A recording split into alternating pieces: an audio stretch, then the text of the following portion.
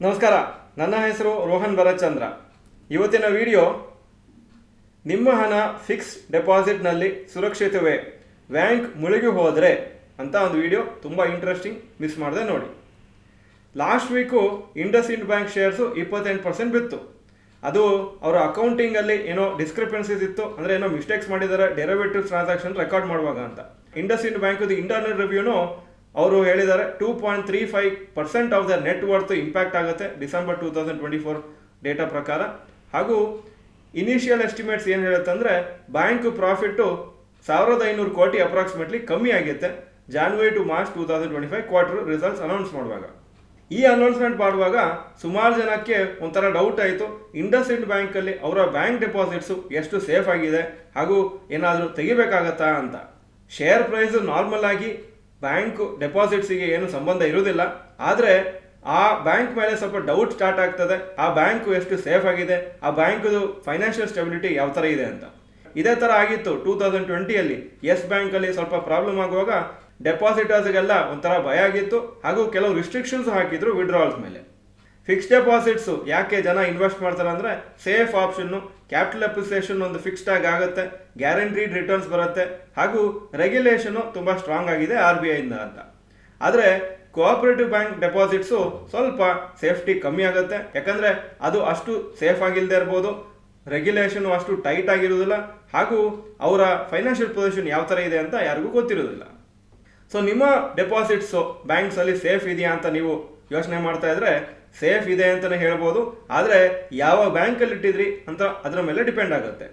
ಕೆಲವು ಪಾಯಿಂಟ್ಸ್ ಅನ್ನು ಹೇಳ್ತಾ ಇದ್ದೀನಿ. ನಿಮ್ಮ ಬ್ಯಾಂಕ್ ಡೆಪಾಸಿಟ್ಸ್ ಯಾವ ಥರ ಬ್ಯಾಂಕಲ್ಲಿ ಇದ್ದರೆ ಅಥವಾ ಏನು ನೋಡಬೇಕು ನೀವು ಅಂತ ನಿಮಗೊಂದು ಐಡಿಯಾ ಸಿಗುತ್ತೆ.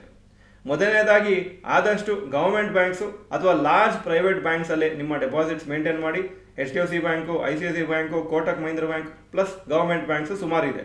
ಅಕಸ್ಮಾತ್ ನೀವು ಯಾವುದೋ ಸಣ್ಣ ಬ್ಯಾಂಕು ಜಾಸ್ತಿ ಇಂಟ್ರೆಸ್ಟ್ ಕೊಡ್ತಾ ಇದ್ದಾರೆ ಅಂತ ನೀವು ಹಾಕಿದರೆ ಆವಾಗ ಸೇಫ್ಟಿ ಆ ಬ್ಯಾಂಕಲ್ಲಿ ಕಮ್ಮಿ ಇರ್ಬೋದು. ಆದಷ್ಟು ನಿಮ್ಮ FDs ಏನೋ ಇದ್ದರೆ ಒಂದು 2-3 ಬ್ಯಾಂಕಲ್ಲಿ ಅದನ್ನು ಸ್ಪ್ರೆಡ್ ಮಾಡಿ, ಅಟ್ಲೀಸ್ಟ್ 2 ಬ್ಯಾಂಕಲ್ಲಿ ಸ್ಪ್ರೆಡ್ ಮಾಡಿ. ಒಂದೇ ಬ್ಯಾಂಕಲ್ಲಿ ದೊಡ್ಡ ಅಮೌಂಟ್ ಇಟ್ಕೊಳ್ಳೋದು ತುಂಬ ರಿಸ್ಕಿ ಆಗ್ಬೋದು. ಹಾಗೂ ಜನರಲ್ ಆಗಿ ಆ ಪರ್ಟಿಕ್ಯುಲರ್ ಬ್ಯಾಂಕದು ಫೈನಾನ್ಷಿಯಲ್ ಪೊಸಿಷನನ್ನು ಸ್ವಲ್ಪ ನೀವು ಯಾವಾಗಲೂ ಮಾನಿಟರ್ ಮಾಡ್ತಾ ಹೋಗಿ, ಇಂಟರ್ನೆಟ್ಟಲ್ಲಿ ಅದ್ರ ಬಗ್ಗೆ ಓದಿ, ಆವಾಗ ನಿಮಗೆ ಕಾನ್ಫಿಡೆನ್ಸ್ ಇರುತ್ತೆ.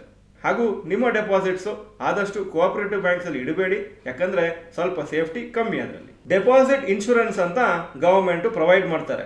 ಅಂದರೆ ನೀವು ಸೇವಿಂಗ್ಸ್ ಬ್ಯಾಂಕು, FD, RD ಅದೆಲ್ಲ ಬ್ಯಾಂಕಲ್ಲಿ ಇಟ್ಟರೆ 5 ಲಕ್ಷವರೆಗೆ ನಿಮಗೆ ಅವರು ಪ್ರೊಟೆಕ್ಷನ್ ಕೊಡ್ತಾರೆ. ಅಂದರೆ ಬ್ಯಾಂಕ್ ಏನಾದರೂ ಕ್ಲೋಸ್ ಆದರೆ ಆವಾಗ 5 ಲಕ್ಷ ಅಂತೂ ಗ್ಯಾರಂಟಿ ಸಿಗುತ್ತೆ. ಅಂದರೆ ಹೇಳ್ತಿರೋದು ಏನಂದರೆ 10 ಲಕ್ಷ ಇದ್ದರೆ 5 ಲಕ್ಷ ಗ್ಯಾರಂಟಿ, ನಿಮ್ಮ ಹತ್ರ 2 ಲಕ್ಷ ಇದ್ದರೆ ಆ ಬ್ಯಾಂಕಲ್ಲಿ 2 ಲಕ್ಷ ಮಾತ್ರ ಸಿಗುತ್ತೆ. ಅಪ್ ಟು 5 ಲ್ಯಾಕ್ಸ್ವರೆಗೆ ಡೆಪಾಸಿಟ್ ಇನ್ಶೂರೆನ್ಸ್ ಕವರೇಜ್ ಇದೆ. ಆದರೆ ಒಂದು ಗುಡ್ ನ್ಯೂಸ್ ಬರ್ಬೋದು ಕೆಲವು ತಿಂಗಳಲ್ಲಿ.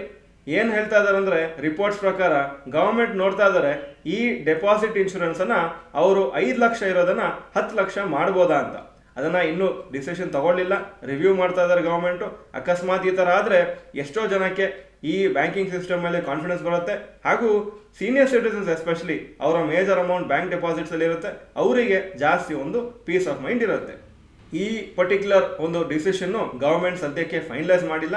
ಅದು ರಿಪೋರ್ಟ್ಸ್ ಹೇಳ್ತಾ ಇದೆ ಮೋಸ್ಟ್ಲಿ ಮಾಡಬಹುದು ಈ ವರ್ಷ ಅಂತ. 2020ಯಲ್ಲಿ ಇದೇ ಥರ ಫೆಬ್ರವರಿಯಲ್ಲಿ 1 ಲ್ಯಾಕ್ ಇತ್ತು ಆವಾಗ ಡೆಪಾಸಿಟ್ ಕವರೇಜು. ಅದನ್ನು ಗವರ್ಮೆಂಟ್ ಡಿಸೈಡ್ ಮಾಡಿದ್ರು 5 ಲಕ್ಷವರೆಗೆ ನಾವು ಮಾಡ್ತೀವಿ ಅಂತ.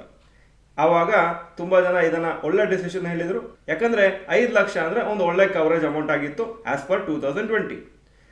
ಈ ಡೆಪಾಸಿಟ್ ಇನ್ಶೂರೆನ್ಸ್ ಕವರೇಜ್ ಏನಾಗಿರುತ್ತೆ ಅಂದರೆ per bank per person 5 lakh. ಅಂದರೆ 5 ಲಕ್ಷ ನೀವು HDFC ಬ್ಯಾಂಕಲ್ಲಿ ಇರ್ಬೋದು, 5 ಲಕ್ಷ SBIಲಿ ಇರ್ಬೋದು. ಆವಾಗ SBIಲೂ 5 ಲಕ್ಷ ನಿಮಗೆ ಗ್ಯಾರಂಟಿ ಕೊಡ್ತಾರೆ, ಇನ್ನೊಂದು ಜಾಗಲ್ಲೂ 5 ಲಕ್ಷ ಗ್ಯಾರಂಟಿ ಕೊಡುತ್ತೆ. ಅಫ್ಕೋರ್ಸ್ ನಿಮ್ಮ ಅಮೌಂಟ್ ತುಂಬ ಅದರಲ್ಲಿ ಜಾಸ್ತಿ ಇದ್ದರೆ ಬ್ಯಾಂಕ್ ಏನಾದ್ರು ಕ್ಲೋಸ್ ಆದರೆ ಅವಾಗ 5 ಲಕ್ಷವರೆಗೂ ನಿಮಗೆ ಸೇಫ್ಟಿ ಇದೆ. ಅದಕ್ಕಿಂತ ಜಾಸ್ತಿ ಏನಾದಿದ್ರೆ ನಿಮಗೆ ಸಿಗ್ತದಾ ಇಲ್ವಾ ಅಂತ ಗ್ಯಾರಂಟಿ ಇರುವುದಿಲ್ಲ. ಸೊ ಈ ಒಂದು ಗೈಡ್ಲೈನ್ಸ್ ಪ್ರಕಾರನೇ ನೀವು ಆದಷ್ಟು ನೀವು ಬ್ಯಾಂಕ್ ಡೆಪಾಸಿಟ್ಸನ್ನು ನೋಡ್ಕೊಳ್ಳಿ. ಆವಾಗ ಯಾವುದಾದ್ರು ಬ್ಯಾಂಕ್ ಪ್ರಾಬ್ಲಮ್ ಆದರೂ ನಿಮಗೆ ಚಿಂತೆ ಇರುವುದಿಲ್ಲ.